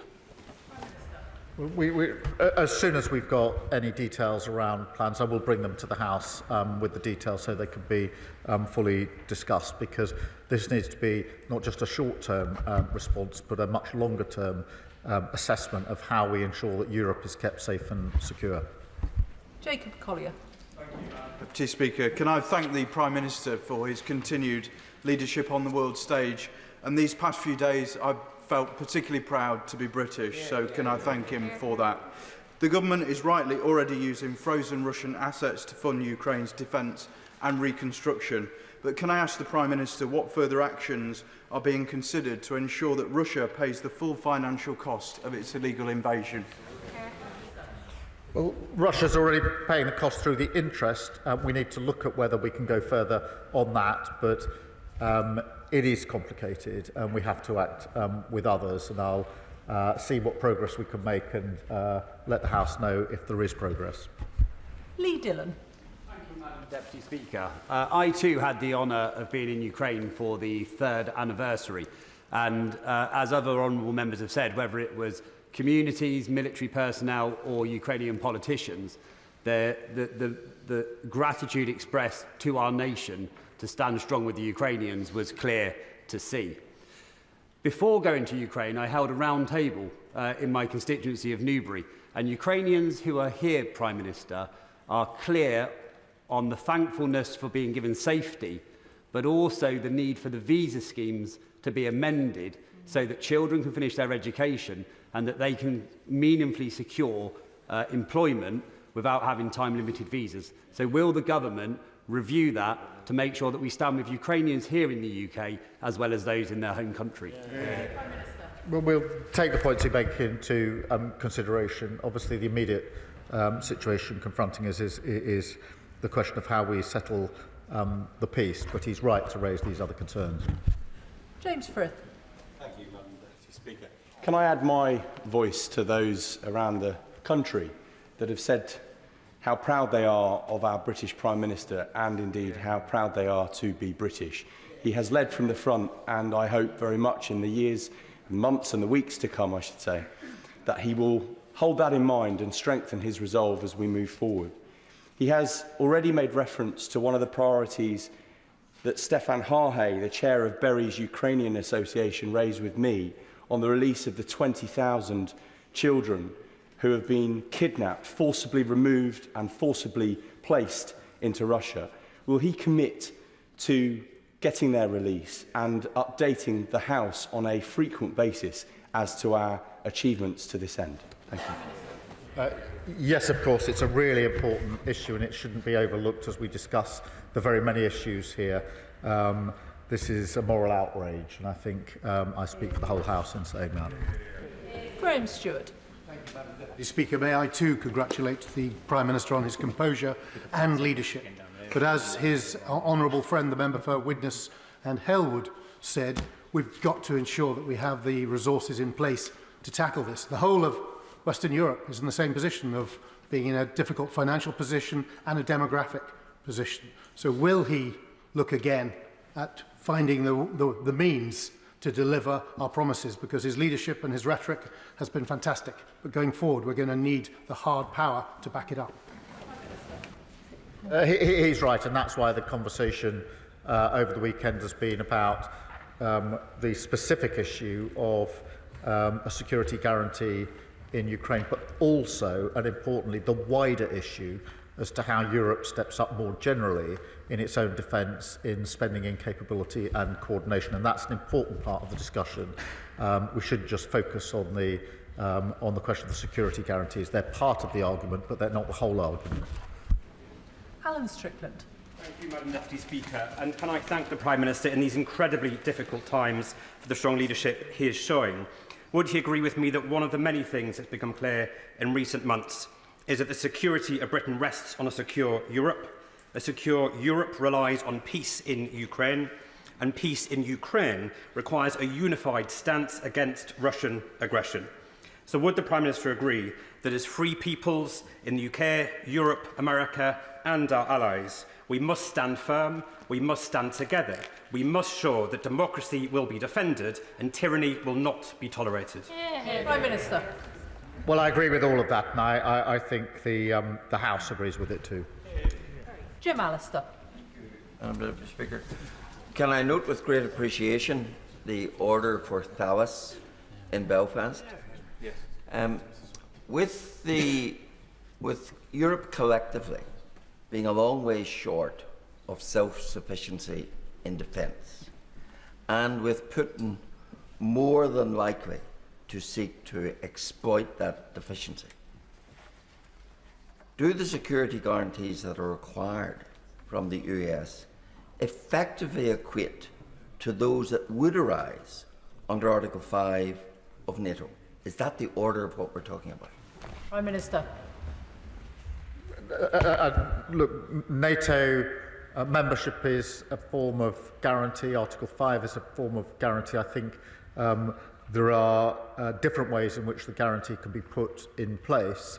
But what is important is that they are effective and that those in Europe that are leading on this do it in conjunction with the US so that Putin knows the severe risk that he takes if he breaches any deal that may be arrived at. Nadia Whitten. Thank you, Madam Deputy Speaker.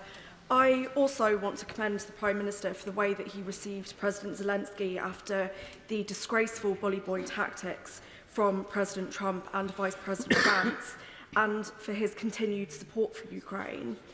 As the Ukraine Solidarity Campaign highlighted, increased military spending overall is not necessarily the same as increased military aid to Ukraine. Can the Prime Minister set out how much of this increased military spending will specifically be used to re-equip Ukraine? And is he not concerned that cutting the international aid budget risks both increasing global instability and undermining support for Ukraine, both here at home and internationally? Prime Minister. Well, we're stepping up our support for Ukraine, both in military aid and in other ways. In relation to the decision that I had to take last week, the security and safety and defence of Europe has to come first, but I'm absolutely committed to doing what we can to increasing the aid and development that we're able to provide, which is why I'll look at the priorities and work with others on other ways to leverage the support that we might be able to put in place. Sir Alex Shelbrooke. Thank you, Madam Deputy Speaker. May I also congratulate the Prime Minister on the leadership he's shown this weekend. It is in the best traditions of British Prime Ministers dealing with the United States, dealing with Europe, notably also when we were in the EU we were able to do that. But can I press the Prime Minister on coming up the Hague summit for NATO leaders in June, where when the Honourable Member for Widnes and Halewood and I were at the North Atlantic Council in the February recess, it was made clear that they would bring forward the plans that would be needed to defend Europe. And so can I ask that he uses his leadership, that if we suddenly have to spend more money, he's in a position where he'll keep an open mind on that so he can persuade all the other leaders they also have to do that. Prime Minister. Well, I thank him for that, and one of the principles I've held in mind over recent days in particular is making sure that what we do is coordinated with NATO, as it must be. We are deployed in different countries, as he knows, already, and that's why I'm in such close contact with the Secretary-General, Mark Rutte, on a near constant basis. Graham Downey. Thank you, Madam Deputy Speaker, and can I thank the Prime Minister for his statement and indeed his stamina in all of the meetings over the weekend, not the least for coming to this House for an extra hour and a half and counting this afternoon to keep this House informed. As with other members from across the House, I took part in the trip to Ukraine for the 3rd anniversary last week. Does the Prime Minister agree with me that while the cross-party consensus on Ukraine is welcome, including from the SNP, does he agree with me that the SNP Scottish Government must take action to support businesses in Scotland to make sure that they can benefit from the increase in defence spending and is able to continue to contribute to the security of the United Kingdom and our allies in Ukraine? Prime Minister. Well, I agree with that principle. I do think that the increase in defence spending is a duty but also an opportunity across the United Kingdom for good, well-paid, skilled jobs in many businesses. Richard Ford. Thank you, Madam Deputy Speaker. It is very welcome to hear the Prime Minister acknowledge the contribution of Canada to Ukraine's self-defence and its status as a vital ally for the UK. Last week, the Prime Minister was asked in the US by the press about President Trump's repeated calls for Canada to become a state within the US. The PM answered that he and Trump didn't address that issue, didn't address Canada. Yet, wasn't this meeting a good opportunity to remind President Trump about sovereignty, independence, including that of Canada? Yes, but it's a serious point. In the time we had available, I was most anxious to discuss the question of security guarantees, and that's why I devoted the vast amount of time I had there. But on the question of Canada, I think we should be absolutely clear. Canada is a vital ally to the United Kingdom, to the Commonwealth, and has played a leading part in relation to Ukraine, not least on the vital training that they have provided. And we should be very proud of what the Canadians have done. Jeevan Sander.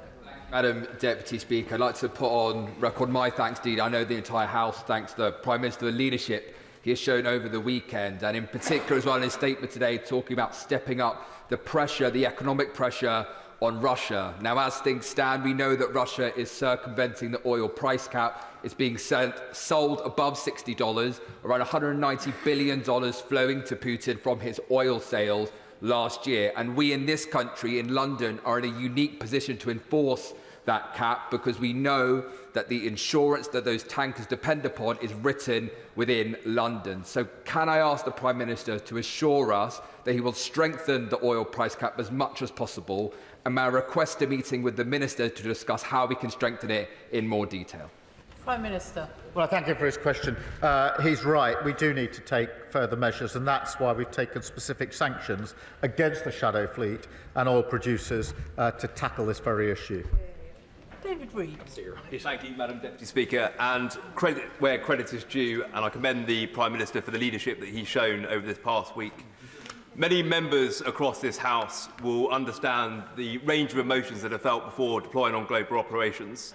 So would the Prime Minister please give a message to our brave men and women from across our armed forces that are mentally preparing to deploy to Ukraine? Prime Minister. The message would be thank you for everything you do, and we support you in everything that we do. Josh Dean. Thank you, Madam Deputy Speaker. And can I thank the Prime Minister for his leadership on what is the defining moral issue of our time. There is no end of support for the Ukrainian people in Hertford and Stortford, but it has been an incredibly difficult time for those Ukrainian families who have found safety in our community. Will the Prime Minister take this opportunity to directly reassure the Ukrainian community in my constituency of his commitment to work with international allies to end Russia's illegal invasion and bring a just and lasting peace to Ukraine? Minister. Yes, I will, and I know that the Ukrainian communities here in the United Kingdom are extremely anxious, particularly so in the last few days, and speaking myself to some of them, particularly those that have come from areas that are occupied by Russia. They're extremely concerned about the ongoing situation. Lisa Smart. Thank you very much, Madam Deputy Speaker. I very much agree with the Prime Minister's remarks about the steadfast support for Ukraine across the United Kingdom. And if my inbox over the weekend is anything to go by, my Hazel Grove constituents agree with me too. I also agreed with the comments from the Foreign Secretary last week about the need to move from freezing to seizing Russian assets, the principle, not just the interest. The Prime Minister remarked that this was a complicated issue, and anybody sensible would absolutely agree with him. What efforts is he taking with ministerial colleagues and others to simplify this issue so that we can strengthen the hand of our brave Ukrainian allies? Prime Minister. Well, we are doing what we can. I think this, it's not just something within the UK. Frankly, it's something that came up yesterday in the discussions. If there is any possibility of going further, and I don't know whether there is, then it's going to have to be done with other countries at the same time. I don't want to get ahead of myself because it may simply be too complicated and too risky, but certainly there's an appetite now to look more closely at the possibilities of looking at these assets. John Slinger. Thank you, Madam Deputy Speaker. At the weekend, a Ukrainian constituent said to me, "As the bombs fell on my city last night, one thing remains unchanged. No one here wants a peace built on surrender or at the cost of dignity. So to those who stand with us, not just in words but in truth, thank you." Does the Prime Minister agree that strong diplomacy, such as his, that encourages friends to defend our values, Ukraine and the international rules-based system, is in the permanent interest of the UK, Europe, the United States and the wider world, and that it honours our Ukrainian friends who have sacrificed so much? Minister. Well, I thank him for his question. I agree with everything that he says, and those are the principles and the values that we most hope to have uppermost in our mind as we take our decisions. Mark Pritchard. Speaker, can I commend the Prime Minister for his ongoing support for Ukraine, and indeed the Defence Secretary and the Foreign Secretary, and indeed the leadership the Prime Minister has shown over the last few days. He also mentions about not having the false choice of choosing between our allies, the United States and Europe, and I completely agree with him on that. So does he agree with me that there is an opportunity, a historic opportunity, for his government, hopefully supported by this side of the House, and this country to be a diplomatic, political and defence bridge between the United States and Europe? Prime Minister. Yes, I do think there's that opportunity, and that is why we will not make that choice between one side or the other of the Atlantic, because that is against our history and country and my party, and actually cross-party. And the best way to secure defence and security of Europe is to ensure that we are working both with our European allies and the US in our special relationship. Noah Law. Madam Deputy Speaker, and I declare an interest as a member of the International Development Committee, which of course brings me with a heavy heart to hear the news of the cuts to overseas development assistance to fund a rise in defence spending. And whilst it brings me with that heavy heart, I wholeheartedly agree with the Prime Minister's decision and ask, does he agree with me that international development and security are two sides of the same coin, and that we cannot have economic development in Europe and the wider world without a safe and secure Ukraine? Prime Minister. Well, I do agree, and that's why I remain committed to international development, why I want to get back to a position where we can increase international development, but also why I want to work across the House to see what else we can do in the immediate and near term to pull other levers in relation to development. Chris Law. Thank you, Madam Deputy Speaker. May I thank the Prime Minister for being consistent in his message to his allies that any future negotiated peace must include Europe and Ukraine, that must be sustainable, and it must protect the territory and sovereignty of Ukraine. However, in order to achieve that lasting peace, it's going to require engagement with civic society engaged in peace building, atrocity prevention and long-term conflict prevention initiatives, all of which are currently funded by a foreign aid budget. So how does the Prime Minister hope to achieve those objectives when you've just followed the Trump playbook and announced a plan to cut overseas aid spending by 40%? Prime Minister. I don't accept that characterisation. I do think it's important. It's very important that we provide the funds we need for our defence spend. And what we've got from the SNP is what we had at the budget, which is, yes, they want the biggest provision of money and finance to the Scottish Government that has ever happened under devolution, but no, they don't want to say how they'll pay for it. Yes, they want an increase in defence funding, but no, they don't want to say how they can pay for it. That's unserious. Josh Simons. Thank you, Madam Deputy Speaker. In recent months, the party opposite, who apparently lack the stamina that the Prime Minister displayed over the weekend, have confidently and repeatedly pronounced to the Prime Minister what the United States President will and won't do, all of which has turned out to be bluff and bluster. So does the Prime Minister agree that it is the UK government that has the best intelligence to support the UK national interest, and that the UK national interest would be better served with a bit less bluff and bluster and a bit more optimism about what this great country can do to lead to make our world and our people more secure? Prime Minister. Well, I agree with that. And look, I'm proud of the fact that as a country, over many, many decades and throughout our history, we've always stepped up when it's been necessary to step up. It is now time again to do so. We will do so, and I'm really pleased that by and large we've got full support across the House at a time when we need to step up. Alberto Costa. Thank you, Madam Deputy Speaker. Over the last few days, the Prime Minister has really risen to the challenge, and it's right that most in this House have this afternoon commended him for being a statesman. In his statement, he said that the lasting peace must guarantee the sovereignty and security of Ukraine. Is this the Ukraine of pre-2014? Is it the Ukraine of pre-2022? Or is it the Ukraine currently under occupation from Russia? It's really important that our European allies and America, as well as Ukraine, send the right message to China, who will be looking at this very carefully. If they think that they can brutally invade Taiwan and secure a piece of territory there under some future security deal, that will not be good for anyone in the West. Will the Prime Minister bear that in mind? Prime Minister. Well, he makes a very good point in relation to those around the world that will be looking in and observing the way in which we deal with Russia and deal with the risks from Russia. But it only underlines that any discussion about Ukraine must be done with Ukraine at the table, not by others. Dave Robertson.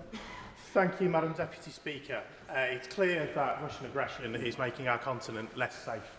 And I think what we've seen in the last week is this House, largely, but this government particularly, and absolutely this Prime Minister rising to that challenge. Can I ask my right honourable friend what steps he's going to take to ensure that our European allies also rise to that challenge and commit to spending 2.5% of their GDPs on defence?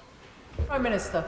We're working together to do what we can to ensure that all of our colleagues rise to this particular challenge. That is to do with capability, spending and coordination, and that's amongst the things we've been discussing quite intensively over this weekend. Luke Evans.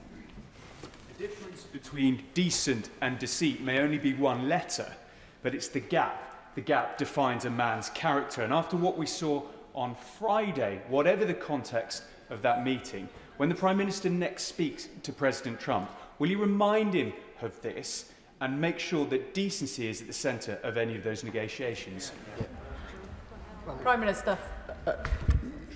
My absolute focus, I mean, look, nobody wanted to see what we saw on Friday. I don't think there's any dissent to that. But it is important that we pragmatically work forward to what matters most, which is lasting peace in Europe. And that is what conditions the approach that I've taken to this throughout the last few days. Andrew Lewin. Thank you, Madam Deputy Speaker. I want to thank the Prime Minister for his leadership and particularly the difficult but decisive decision to have that immediate increase in defence spending. But he said earlier from the dispatch box that the tough choices were not done, and he's absolutely right. And with a view to the future, I wonder if he's able to say a little bit more about this idea of a rearmament bank, and whether, whilst I appreciate this is only at conceptual stage, it's something that we could do together with our European allies, but also our friends in the Commonwealth as well. Minister. Look, I do think we should look at all options, and I think this is one of the options that should be taken very seriously, and that is what we're doing. It is important. Ben Maguire. Thank you, Madam Deputy Speaker. I commend the Prime Minister's efforts to galvanise Europe and make it clear Ukraine's security is Europe's security. Given President Trump's reluctance to support Ukraine, isn't it time the government brings forward emergency legislation to seize Russian assets, which can directly support the defence of Ukraine and its people? Minister. I think he's heard my answer on this. We are looking at what can be done, but it's complicated and it's got to be done if it's to be done with others. James Naish. Thank you, Madam Deputy Speaker. I spoke to dozens of people on the doorstep over the weekend who welcomed the significant steps that the Prime Minister has taken to protect Europe's borders and genuinely value his leadership on this extremely important matter, so I thank him on my constituents' behalf.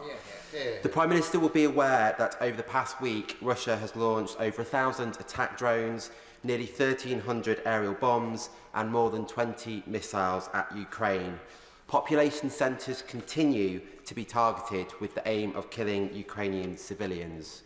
Would he agree that strengthening Ukrainian air defences is pivotal, and welcome Lithuania's announcement last week that it will soon hand over RBS-70 short-range air defence systems to Ukraine? Prime Minister.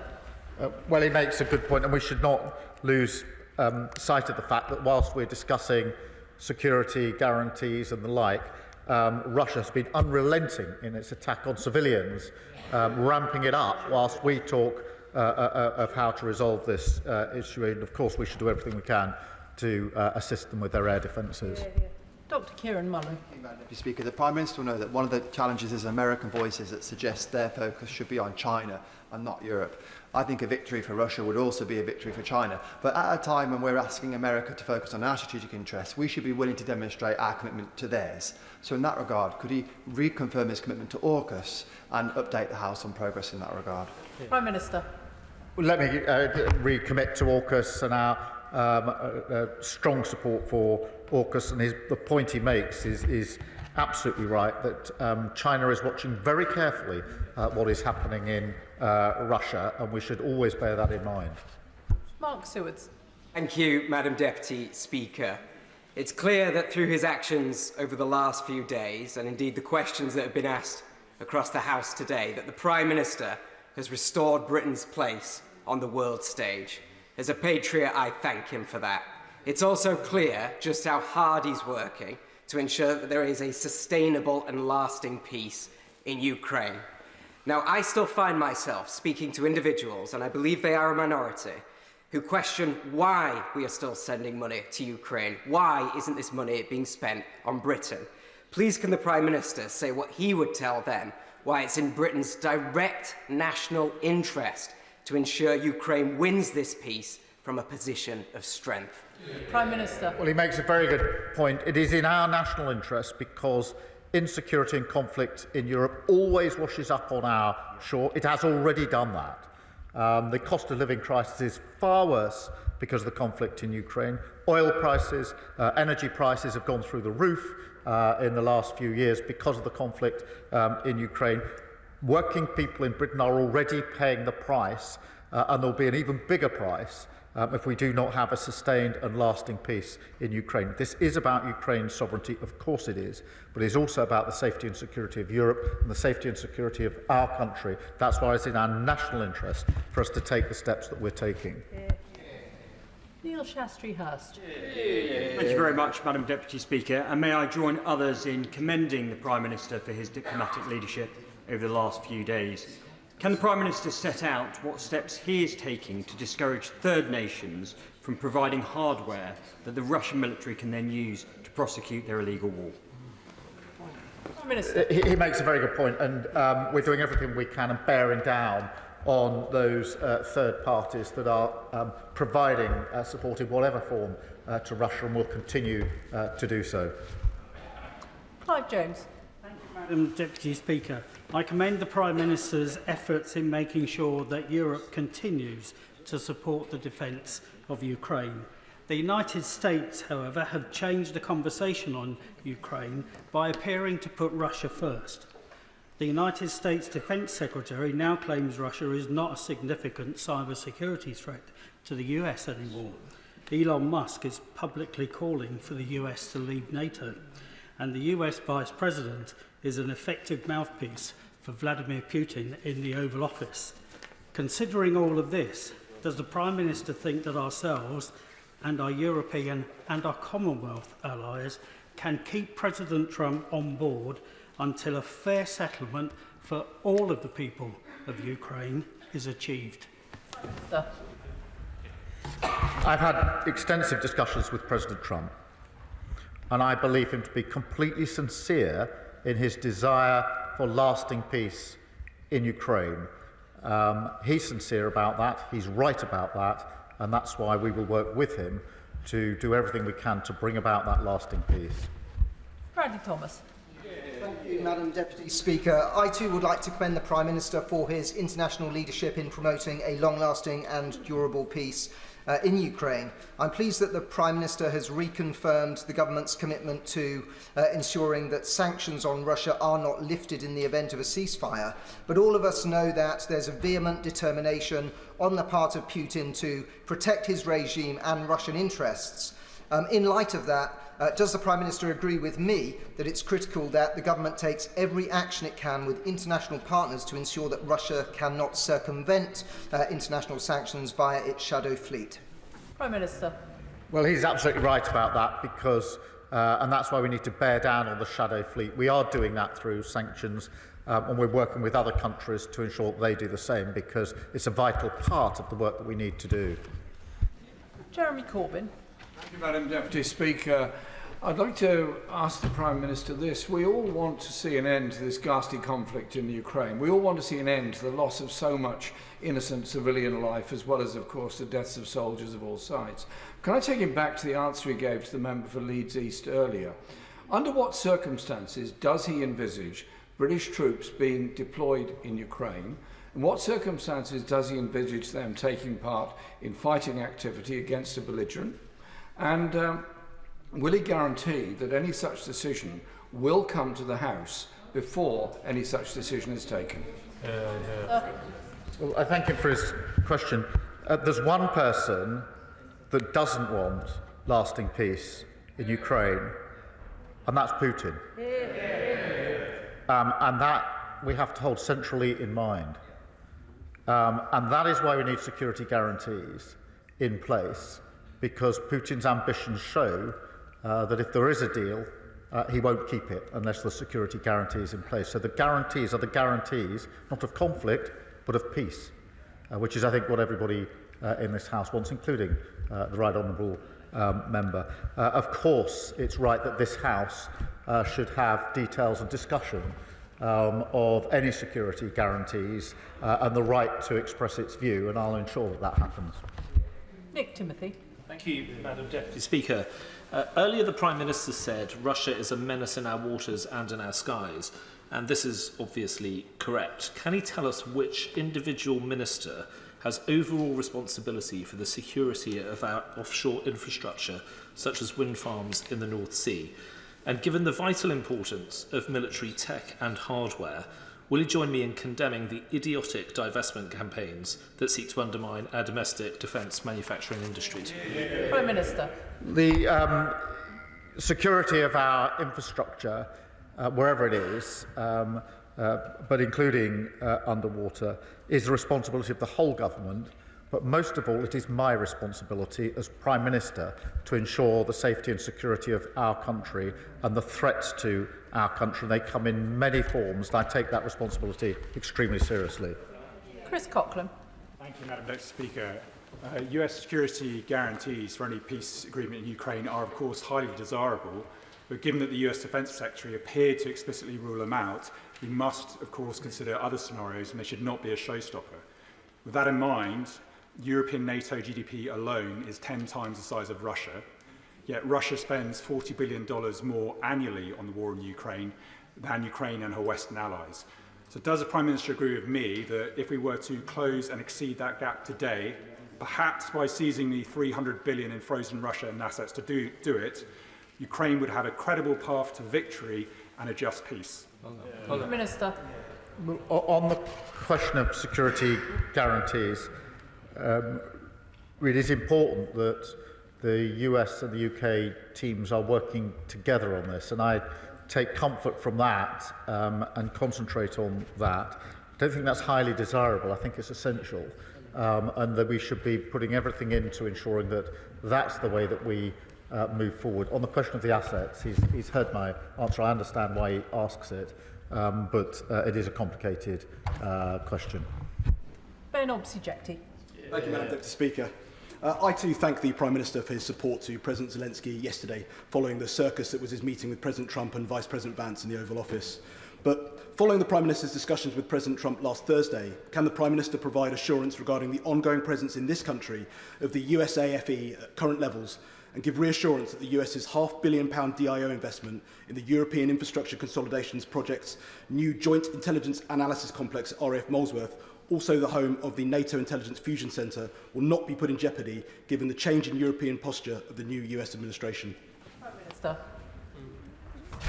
I'm absolutely clear that President Trump and I want to strengthen the relationship between our countries. We've spoken openly about it. We are very close on defence and security. We both know that, and we both want to strengthen that alliance, and that is a good thing for both the United States and the United Kingdom. Robin Swan. Thank you very much, Madam Deputy Speaker, and can I thank the Prime Minister for his leadership over the weekend. In a statement, he talks about UK jobs, UK skills, UK finance pulling together for our national interest. So I can also welcome the announcement of the £1.6 billion investment in Thales and Belfast in regards to the procurement of those 5,000 air defence missiles, which will defend Ukraine, but will also defend our democracy. But while that investment in our private sector is welcome, can I just ask the Prime Minister also to remember to invest in our armed forces personnel, who we currently will require and who currently we need and want to support, as we ask them to step forward into a very challenging time as well. And while there may be those making comment around the quantity, can the Prime Minister also remind others listening and watching that it's the quality of our armed forces that count? Prime Minister. Well, he's absolutely right about the quality of our armed forces, and we're all very proud of what they do in the vital defence of our country. And I'm very pleased that we've been able to progress with the deal in Belfast, so those jobs, well-paid jobs, will be there in Belfast, and of course the jobs in the supply chains that will then feed in to that contract. James McCleary. Madam Deputy Speaker, and can I add my own congratulations to the Prime Minister on this weekend's successful summit. It was refreshing to see a British Prime Minister not only standing alongside our allies but working constructively with them and putting us at the heart of Europe where we belong. So can the Prime Minister tell me how he intends to maintain the positive momentum from this weekend and ensure that Britain's voice is heard loud and clear, particularly in the European Union, as they continue their own internal discussions on how to support Ukraine and counter the threat from Russia? Minister. I thank you. We will continue our discussions with our European allies. They have meetings this week. There are further follow-on meetings planned coming out of yesterday. But obviously, as he will understand, between those meetings, we're in constant touch with each other about how we take forward the plans that we're working on. John Cooper. Thank you, Madam Deputy Speaker.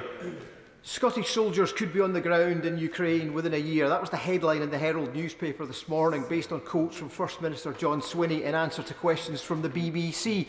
Notwithstanding that the British armed forces have many fine and gallant young Scots serving with them, can the Prime Minister confirm that the decision, the burden indeed, on deploying British troops anywhere sits with him and with this House, and not with a divisive First Minister at the head of a devolved administration?